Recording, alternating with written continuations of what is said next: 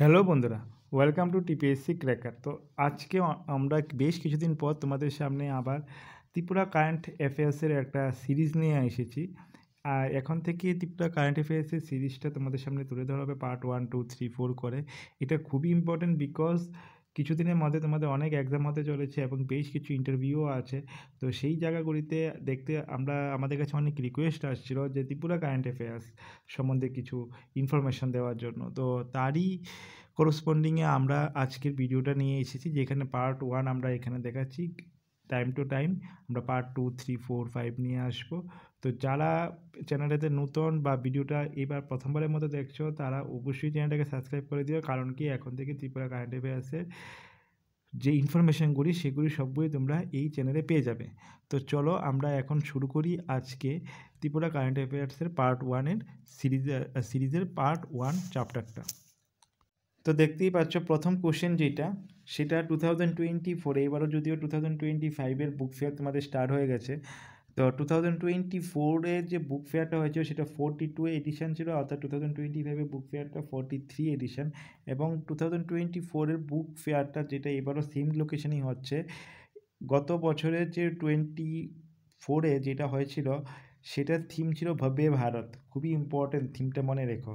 Next question যেটা, সেটা হলো, দেখো ইম্পর্টেন্ট ওয়ার্ডগুলি বোল্ড করে লেখা রয়েছে, সো এইগুলি খুব মনোযোগ সহকারে পড়বে। কোশ্চেন তোমাদের আসতে পারে যে 110 চিফ মিনিস্টার মডেল ভিলেজ, এইটা কে করেছে, অর্গানাইজ করেছে? সেটা হলো প্রফেসর ডক্টর মানিক সিনহা অ্যানাউন্স করেছে on Tuesday that the current state government has decided to establish 110 chief minister model village.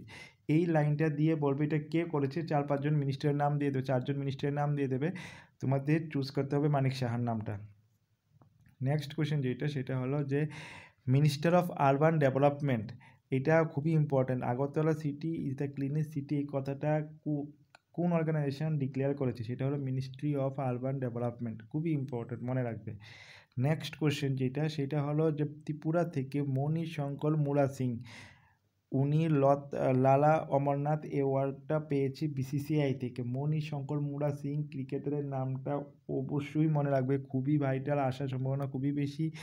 Owner 598 runs এবং 49 উইকেট নিয়েছে রঞ্জি ট্রফি 2019-এ।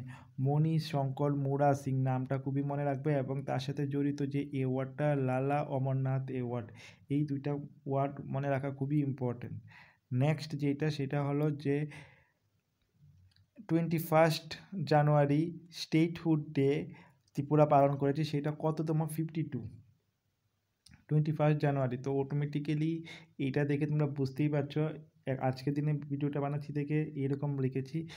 নেক্সট মানে 2025-এর 21 জানুয়ারিতে সেটা 53rd হয়ে যাবে স্টেটহুড ডে, খুবই ইম্পর্টেন্ট।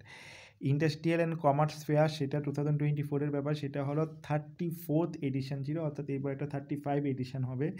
সেটার থিমটা মনে রাখতে হবে টেকনোলজি অ্যান্ড ইনোভেশন।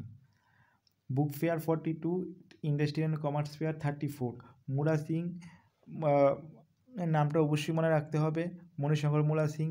এরকম এই জিনিসগুলি বারবার পড়তে রাখবে, বারবার মনে রাখতে রাখবে, ইম্পর্ট্যান্ট জিনিসগুলি, ইম্পর্ট্যান্ট ওয়ার্ডগুলি। নেক্সট হলো এমিনেন্ট যেই Smriti Lekha Chakra and spiritual figure Chittaranjan Debbarma from Tripura were got for the Padmashri award কারা পেয়েছে?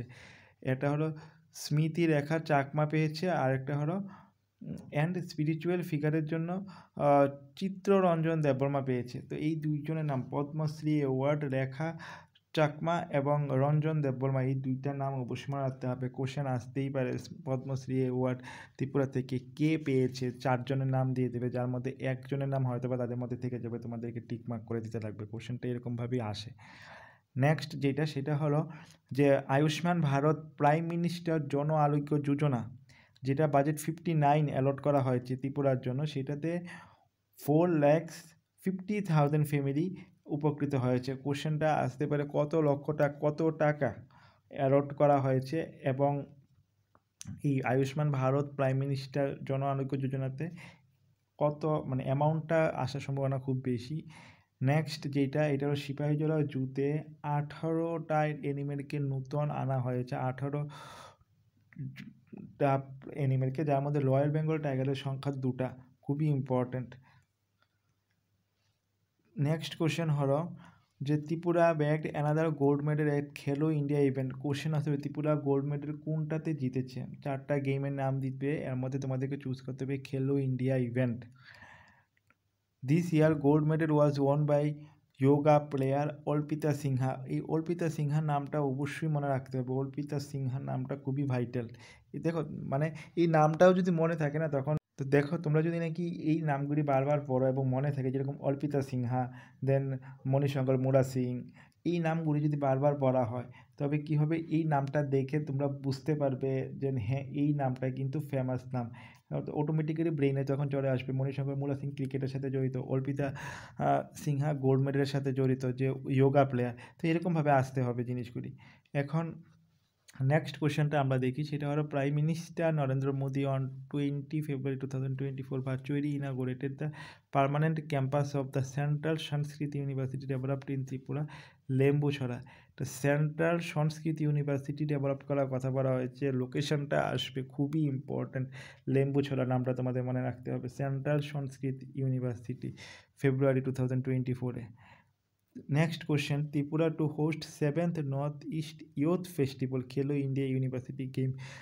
কোশ্চেন আসবে যে Khelo India university game 7th Khelo India university game কোন স্টেট অর্গানাইজড করেছে কিংবা হোস্ট করেছে। ত্রিপুরা, নর্থ ইস্টের যে কোনো 4টা স্টেটের নাম দিয়ে দেবে, যার মধ্যে ত্রিপুরা থাকবে।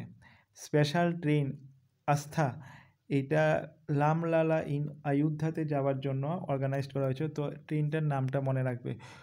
নেক্সট হলো the Tripura Tribal Area Autonomous District Council has tabled a budget of Rs 1,445.4 crores for the financial year of 2024-25।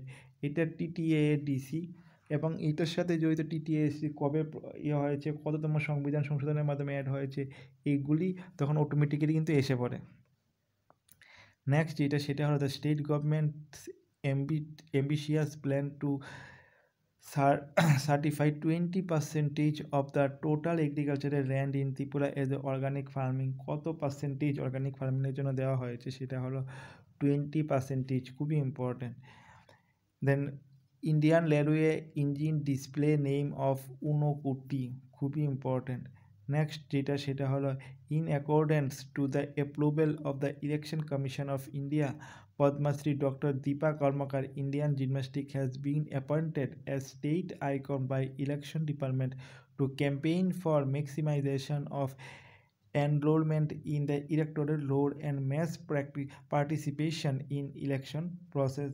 তো দীপা কর্মকারের নামটা তো অলওয়েজ এমনিতেই ইয়েতে থাকে এবং ইলেকশন কমিশনের সাথে যুক্ত। যদি কোশ্চেন আসে ইলেকশন কমিশন এবং ত্রিপুরা, তবে স্টেট আইকন হিসাবে দীপা কর্মকারের নামটা মনে রাখবে। বা বিভিন্নভাবে বিভিন্ন প্রসেসে বিভিন্ন ইনফরমেশনের মাধ্যমে কোশ্চেনটা আসতে পারে। স্টেট একটাই যে ইম্পর্টেন্ট তথ্য এই বছরে, সেটা হলো স্টেট ইলেকশন কমিশনের সাথে যদি কোনো কোশ্চেন আসে, সেখানে যদি কারোর নাম মেনশন করতে বলে, সেটা হলো দীপা কর্মকার, বাস। তো আজকের মতো এখানেই ভিডিওটা আমরা শেষ করছি। তো নেক্সট ডেতে আমরা আবার পার্ট 2 নিয়ে আসবে, সেখানে আরও কিছু ইম্পর্টেন্ট কোশ্চেন থাকবে এবং ভলিউমটা একটু বেশি হবে, সময় একটু বেশি লাগবে। তো প্রত্যেকটা কোশ্চেন আশা করি তোমরা খুব মনোযোগ সহকারে শুনেছো এবং এই ভিডিওটা শোনার পর মনে করি না তোমাদের আবার সেকেন্ডবার মনে রাখার জন্য আলাদা করে পরিশ্রম করতে লাগবে। আমি বারবার কোশ্চেনগুলিকে রিপিট করেছি, যেরকম যদি বলা হয় পদ্মশ্রী অ্যাওয়ার্ড ইলেকশন কমিশন, তবে দীপা কর্মকার, দেন মুরা সিংয়ের নাম, দেন লামলালাতে যাওয়ার জন্য এই ইম্পর্টেন্ট, খুবই ইম্পর্টেন্ট। কততম বুক ফেয়ার হচ্ছে 42nd বুক ফেয়ার, এইগুলি খুবই ইম্পর্টেন্ট। স্টেটহুড স্টেটহুড ডে কবে পালন করা হয়, 21 জানুয়ারি, খুবই ইম্পর্টেন্ট। এগুলি যে কোনো সময় যে কোনোভাবে আসতে পারে। তো আজকের মতো এখানেই শেষ করছি, থ্যাংক ইউ।